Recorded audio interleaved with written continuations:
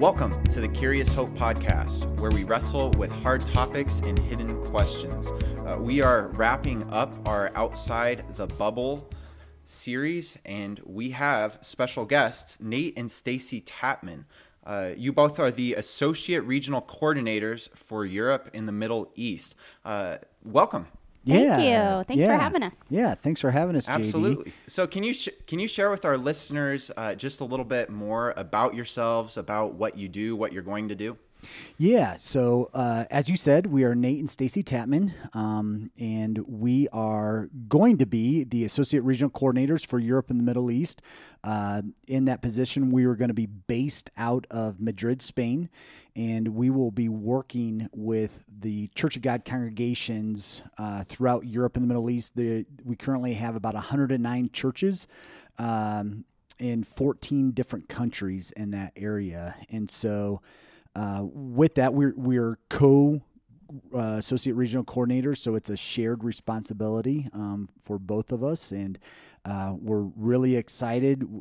As I'm sure maybe we'll be getting into, but COVID, as with everybody else, has kind of upended our plans. But all that to say is we are not on the field yet. We're still trying to get to the field, and with every passing day, it just means that we are getting closer and closer to heading to Madrid, Spain. But getting very excited. Yeah.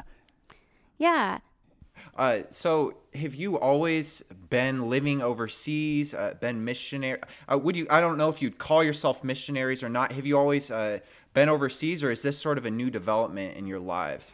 This is a totally new development in our lives. We have lived in Northeast Indiana our entire lives. So it's definitely a new adventure for us. And then we've actually got 5 kids. Our oldest is our only boy, and then we've got 4 daughters. And our 4 daughters will be coming with us. Our oldest, our son, is married, so he'll be staying in Northeast Indiana. But yeah, this is a totally new experience for us. We're really excited. We do feel like Nathan's history as a missions pastor, working in that region in Europe and the Middle East.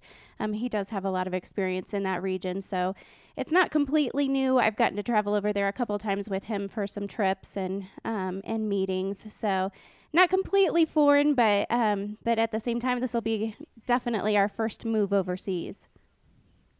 Yeah, and I know that when you were here visiting our church, Blue Mountain Community Church, you shared a little bit about that process and how it came to be, that calling, that urge to go overseas.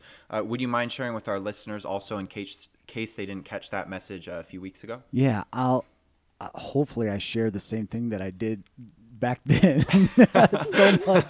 so much has transpired over the last few weeks. It's hard to remember exactly what I shared, but so I think it was about 3 years ago actually where we began to have initial conversations about what it would look like for our family to make this move from Northeast Indiana, where we've spent our entire lives, to Madrid, Spain. And so for me, I felt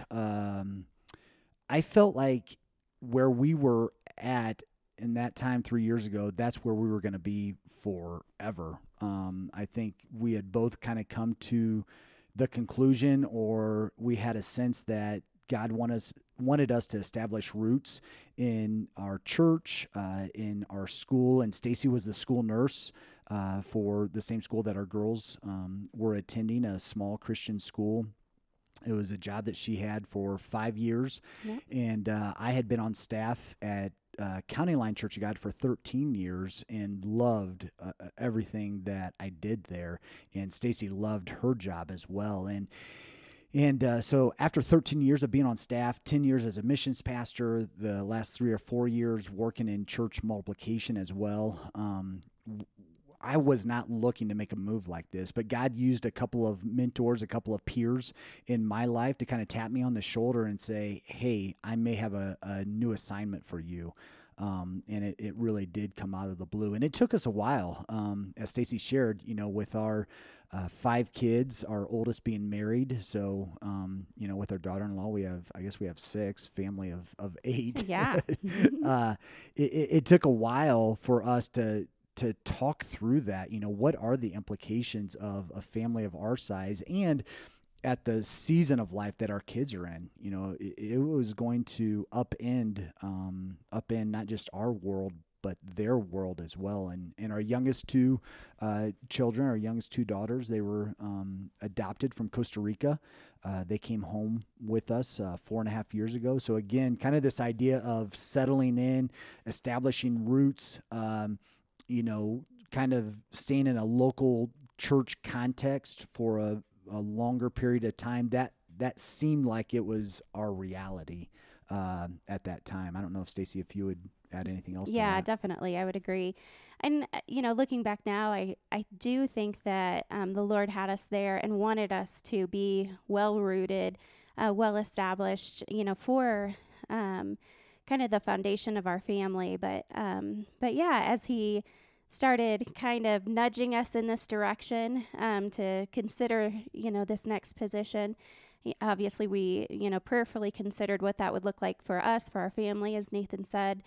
And, over and over again, we'd pray for confirmation or, some type of affirmation. And over again, the Lord did give us that. So we were super thankful that, even in that process that he made it clear to us that this was the next step for us. And I would sorry, go ahead. Oh, I would just kind of add to that in that, God used these two men in my life and kind of confirmed in Stacy's life through a scripture passage, but it wasn't like an audible voice or even like, an instantaneous kind of decision or calling, I guess, that we accepted, but it was very much a process of praying and processing and talking and seeking out mentors and people in our life and that sort of thing. Well, I think that's so important and awesome that that's how it happened for you all, because we actually, just a few weeks ago, were talking about how when God normally moves in our lives, a lot of times it's things that we don't expect or things that we don't want at all. But then, as like you said, as it takes time and as it's confirmed, whether it's through scripture or through mentors, then you start getting, excited once you do finally decide, what, okay, God, didn't expect this, not even sure if I wanted it, but yeah, I'm ready. Yeah. And then he slowly starts changing your heart to get more and more excited. Definitely. So what's it? Before I ask you a little bit more about what you want to do, I've got to ask, with a family that big, that's going to be a transition. What is that transition going to look like? What's some things that you're looking forward to, but also some things that you might be a little worried about? Yeah, definitely. So we knew that our two youngest, Alaska and Emily, would be coming with us. They're in 10th grade and 6th grade, and, that was definitely a given. We didn't know if our older daughters would be coming with us. So our oldest, Kayla, is 22, and then Aubrey is 19. Kayla just graduated from college, and Aubrey is just starting, that college experience. So, we went into this kind of wondering what that would look like. But, again, the Lord kind of set everything up for that. Kayla graduated a year early from university with a social work major and a minor in Spanish, which is perfect, and, had been decided on long before we made our decisions. And she really has a heart for women and children, and there's an organization over there in Madrid that she's going to be interning with, so that was wonderful. Aubrey is going to be attending St. Louis University's Madrid campus, and so and amazingly, that has been her plan again before we made our decisions. Wow. Yeah, it's pretty incredible how things came together. And then obviously, Deleska and Emily, will be coming with us, and being native Spanish speakers, this is a great next step for them. So, in the process, we did consider our family. We had a lot of good family discussions.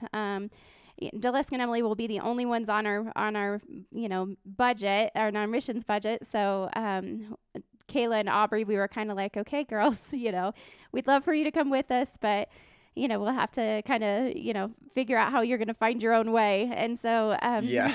But even seeing how the Lord is providing in that has been really cool. So, but yeah, we've had we know other families who have made big moves like this with some larger families. So, or with, 3 or 4 kids. And so, that we definitely had some questions for them.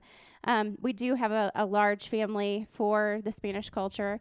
So, that was something that we kind of talked through and considered as well. But it really is about, each detail along the way, coming together at just the right time, in God's perfect timing. And this has definitely been a faith building experience. And then you add COVID on top of that. Yeah.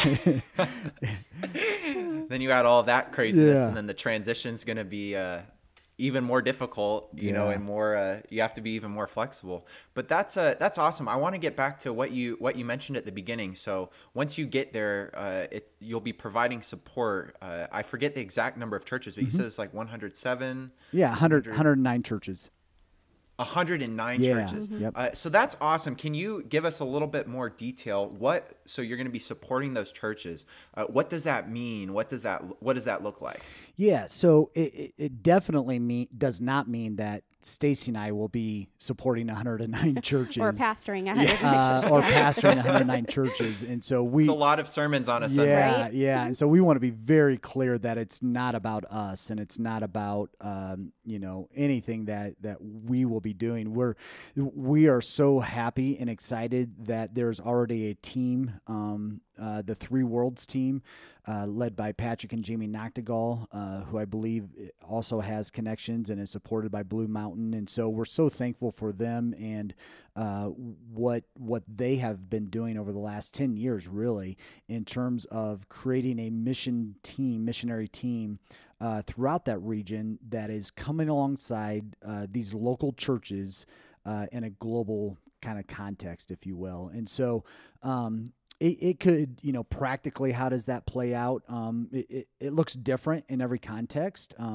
We definitely want to come alongside churches in their season or in their church life cycle. What is God doing in and through them as a pastor, as a leadership team, as a church body, and in their community? And so finding that out. And so lots of collaborating, lots of coaching, consulting, networking, connecting, that sort of thing. And just, a note about that, historically, especially prior to, 10 years ago, there wasn't a lot of connection or connectivity in that region. Pastors and congregations were kind of, in their kind of like islands, spread out throughout the region, and didn't have a lot of connectivity, didn't have a lot of encouragement amongst the movement, the Church of God movement. And so really having a team who is focused on bringing together those connections, providing opportunities for, connectivity, networking, raising up young leaders, identifying young leaders in the church that really have a heart for their communities and for reaching others with the gospel, has been a big part of what the Three Worlds team is doing as well. And that's such a great approach. Pastor Channing and I talked 2 weeks ago about this sort of shifting mindset of wanting to come alongside churches and aside leaders and pastors that are established. But that's not how a lot of Christ followers conceive of missions, or it's not historically how missions, has been conceived of. So why we talked a little bit about it with Pastor Channing, but why is it so important to have that kind of a mindset, a partnership mindset, rather than we're coming to, lead the way mindset? Why is this partnership and the supportive mindset so important? That's a great question. And answering off the cuff, I will, I may have a different answer in a week, but just some things that come to mind right now.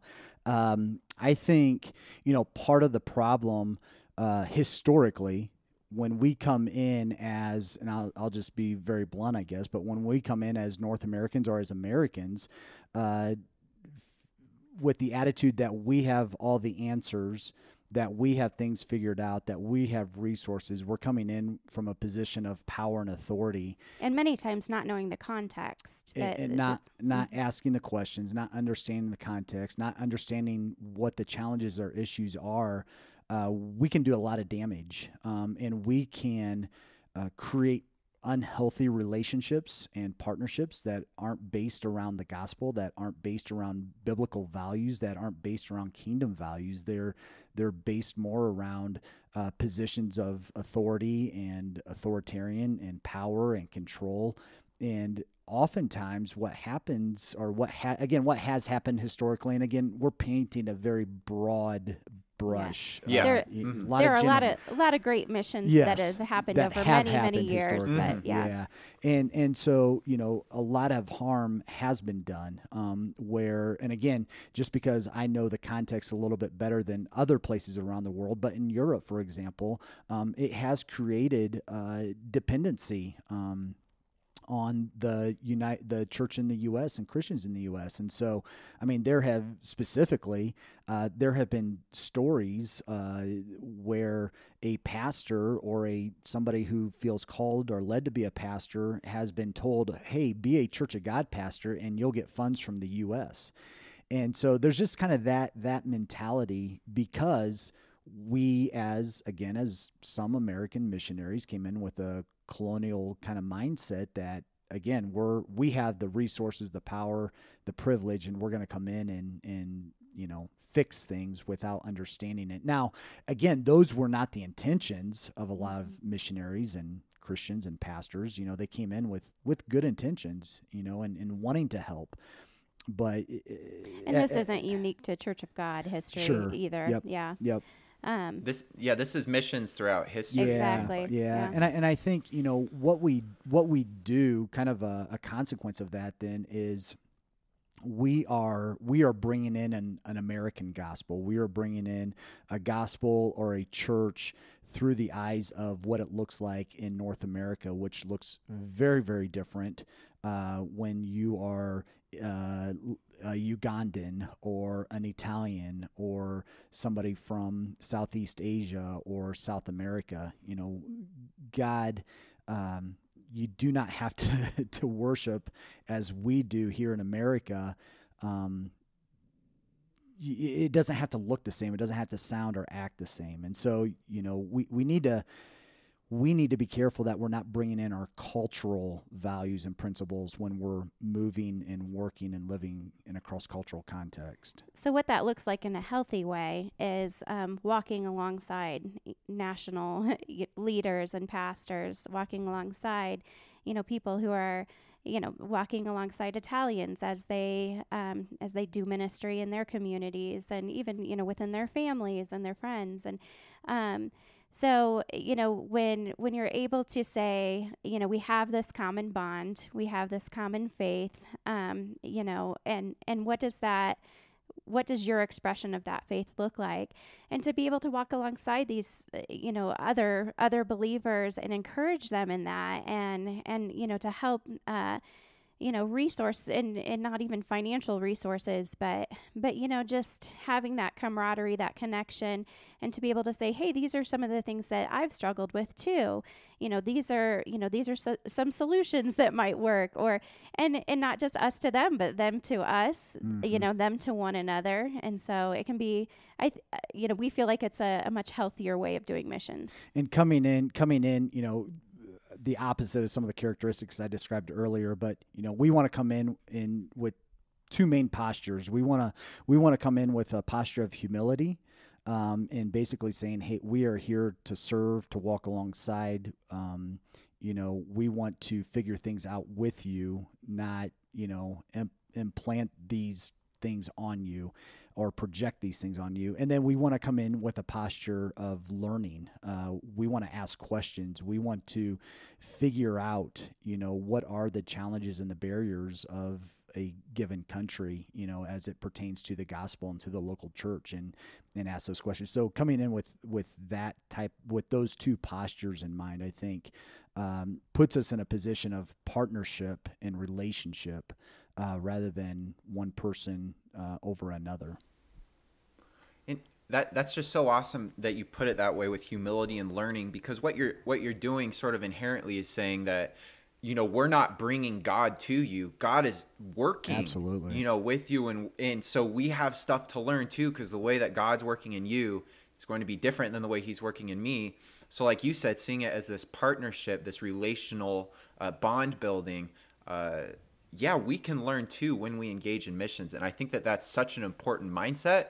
And it's also one that doesn't necessarily come natural to most North American Christ followers, because, like you've been talking about, the history of missions, there's a lot of baggage and a lot of ways that it's done wrong. And like you said, too, I want to point that out, that the intention can be good behind missions and how they were done in the past, but that doesn't necessarily mean that the same kind of value was there. Like, the intention could be good, but it could have created dependency in certain ways. So that's great stuff. Great stuff. I want to ask, because this is another thing. I feel like it's great. We're sort of, breaking down maybe misconceptions that many of us have. Along the way, I know some people have got to be thinking, Europe?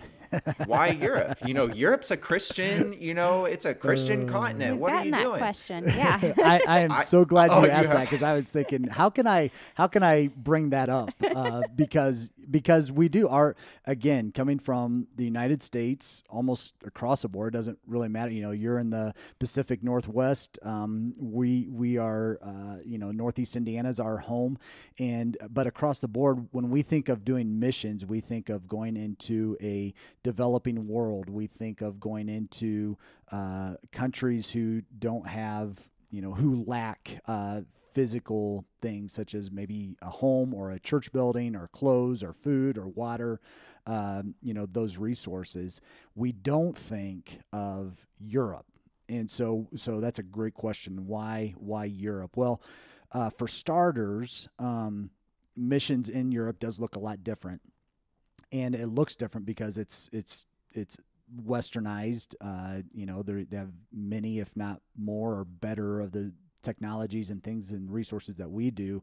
However, Europe has become increasingly secularized. It has become more and more post-Christian. If you look at a lot of research and statistics, and including the Middle East, I think it was Iran. A few months ago, there was a research study that showed in Iran, atheism was on the rise. It was the most. It's the fastest growing demographic. Fastest growing demographic, and Christianity, I think, was behind that, but it wasn't really that close. And so, pick any given country in the European context, and you're going to have anywhere from 0.25 to 4% of that population identifies evangelical Protestant Christians. And so the gospel, as many of us know it, is not,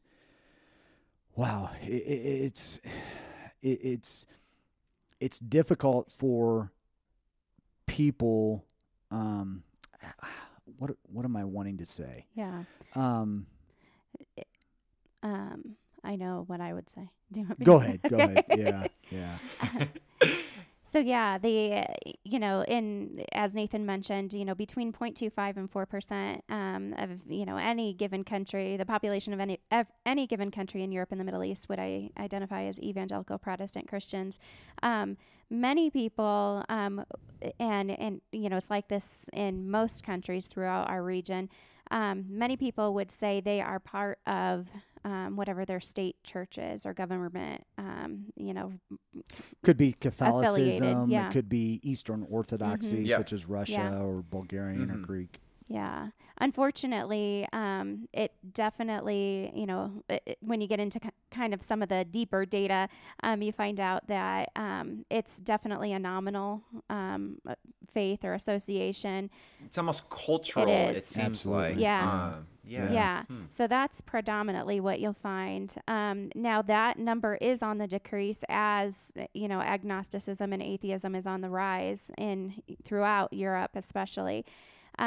So, the other issue that you have when you associate a state church with, a country, so, again, an Orthodox church with whatever country it's in, the church is often viewed as just another governmental organization.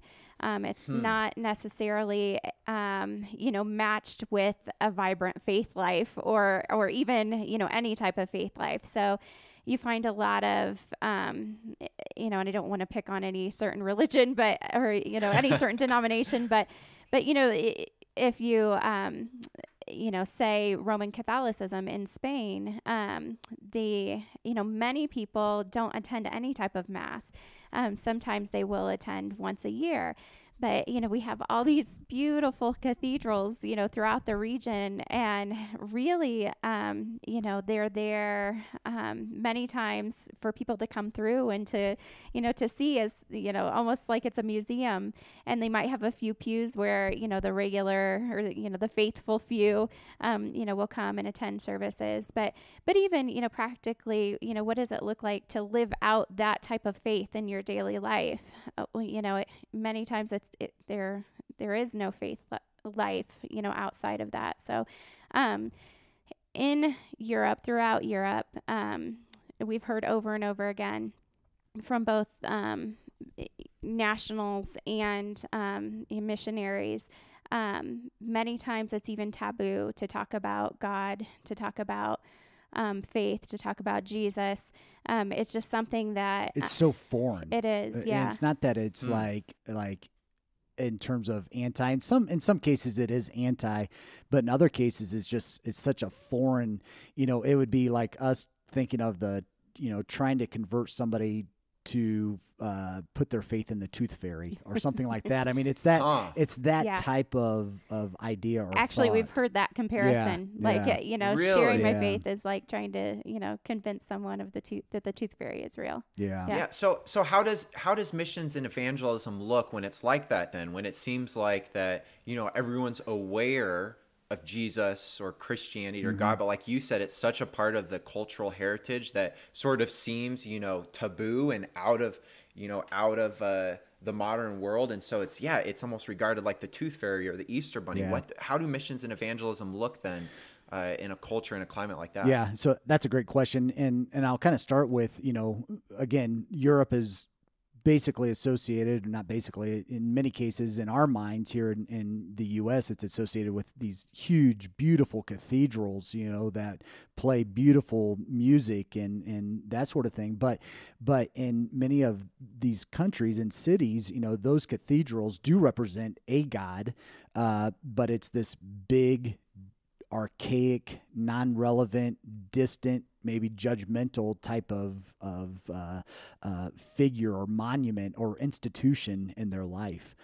And so where the gospel is attractive and where the gospel can be shared is through relationships. And that's really what it boils down to. It boils down to, again, this comes back to the, as missionaries, it comes down to coming alongside of, it comes down to relationships. It comes down to getting into the culture, asking questions. And as you can suspect, or as you can, maybe think through that, it takes a long time to get to the point of trust to be able to share the gospel and to be able to talk about Jesus. But it is that relational component that is needed.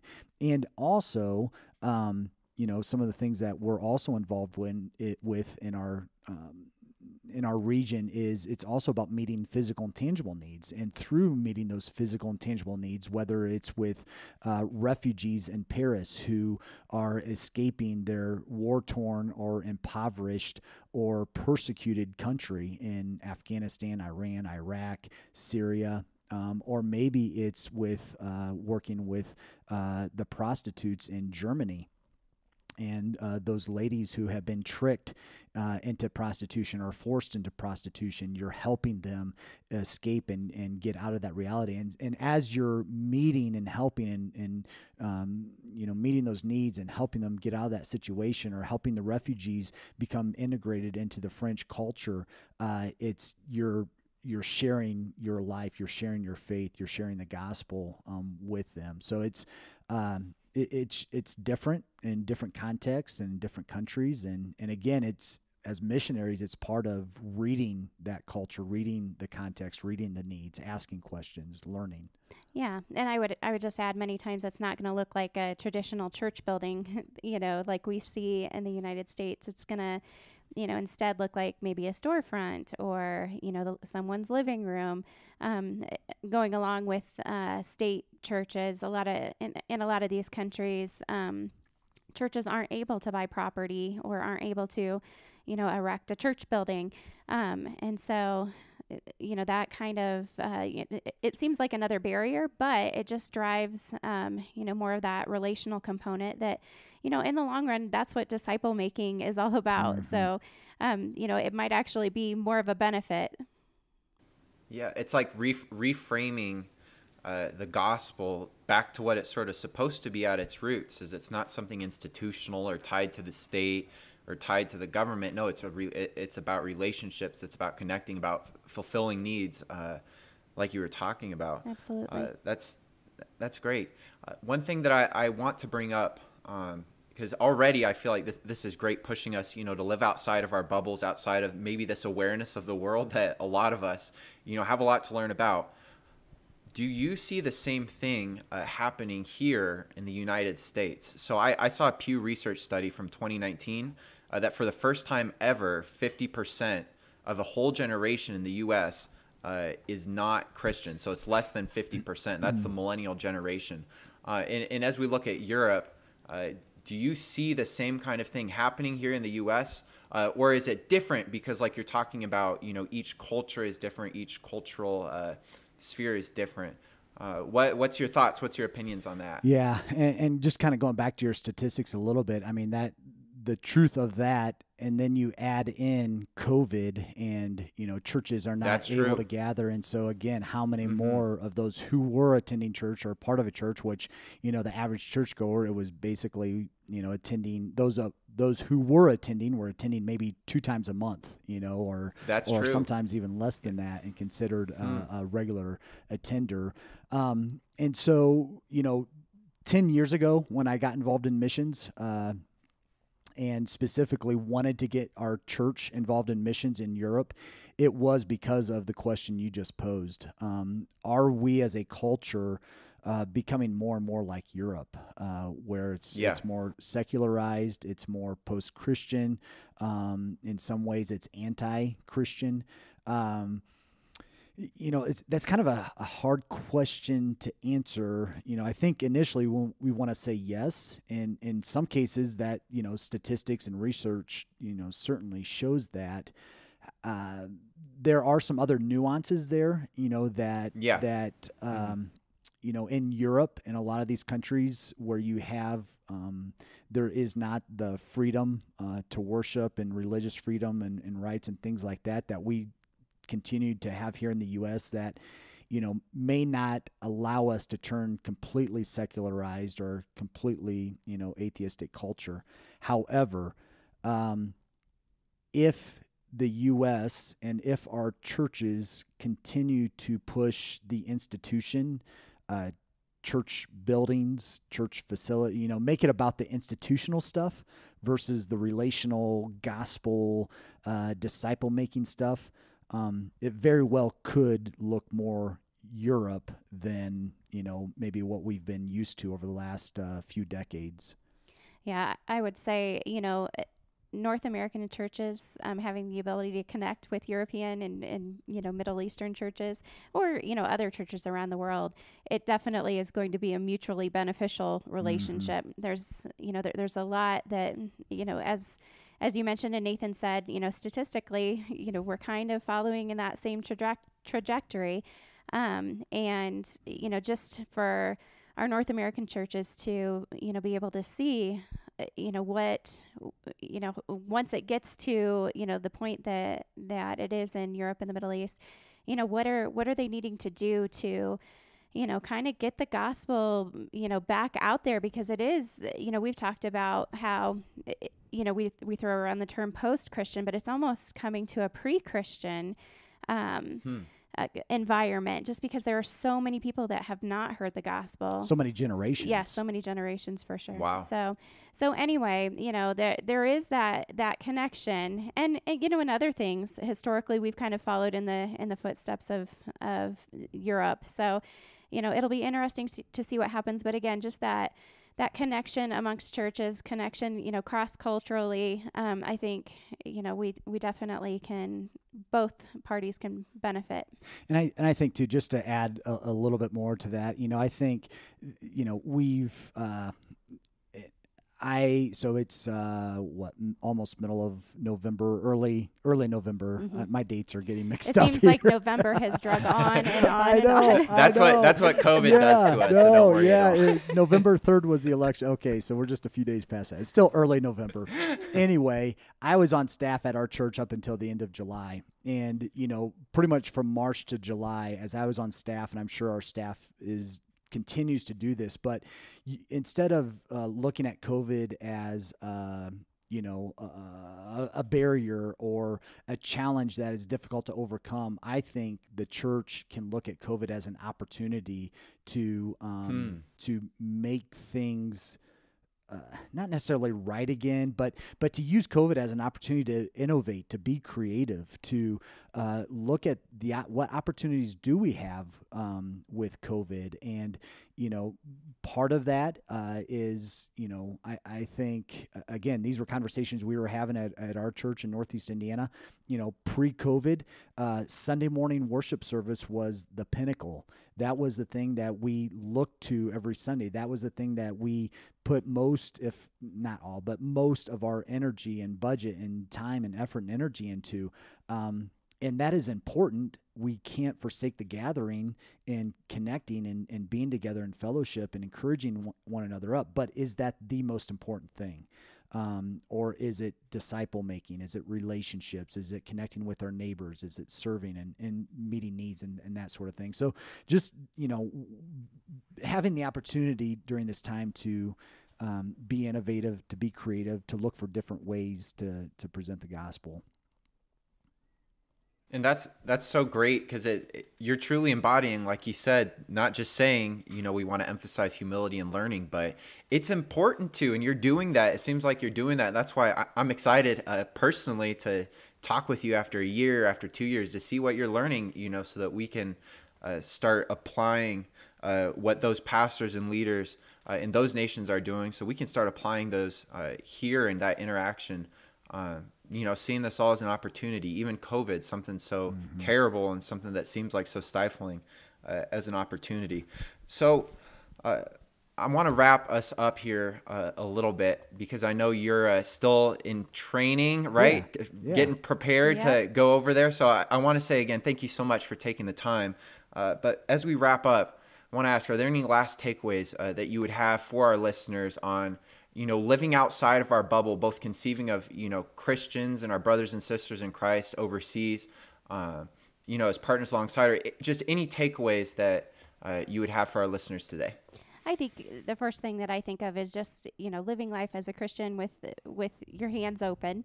And, that's kind of something that, we've talked about as a family, like, okay, God, what do you have for us personally? What do you have for our family? How will you have us serve? And, for us, we didn't imagine that we would, that would take us over to Europe and the Middle East. But, having those open hands definitely, allowed us to see where God was speaking and moving in our own lives. So I think that's probably, the biggest takeaway for me. Yeah, I echo those words. I don't know if I would add anything to that or not. I think that's a great takeaway to have. Yeah, I think just, again, being available, whether it's as an individual, as a family, as a church, a church body, is just say, okay, Lord, what do you have for us in this season? Don't hold on so tightly to the past or how God worked in the past or what we did in the past to connect with God. But, with every new year, every new season, life changes, things happen. And so what is God asking us to do in this season? Nothing's forever. And so just, And what is it in this season that he has for us? And we don't always get it right. Nope. But again, Yeah. just having that open hand and a posture of humility and saying, okay, we'll go forward from here. So Yeah. Yeah, and that seems like what the churches are doing, that it's not necessarily that we expected this demographic shift or this COVID shift, but seeing it, hey, this is an opportunity for us to get back to relationships, back to what the gospel is really about, to fulfilling needs, to helping people, loving people, and partnering alongside them. So living with open hands, that's a great takeaway. Last but not least, how can we, as listeners today, how can we support your mission? How can we pray for you, give financially? What are the biggest ways that we can support you? Well, I'll just real quick, if you want to connect with us, we have a family blog called ourspanglishlife.com. Okay, I'll put the links to Awesome. everything that you talk about right now in the description. Awesome. Yeah. So Our Spanglish Life, you can go to our website, and when you're on there for about 10 seconds or so, a box will pop up and you can add your information there and be put on our mailing list.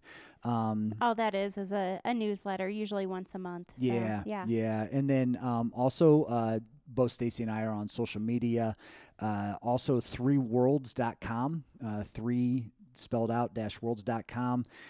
You can go there and see what our missionary team and our ministry, what that looks like, and stay up to date on that. And maybe you can just share a little bit about where we're at in the process and specifically how they can pray for us. Sure, yeah.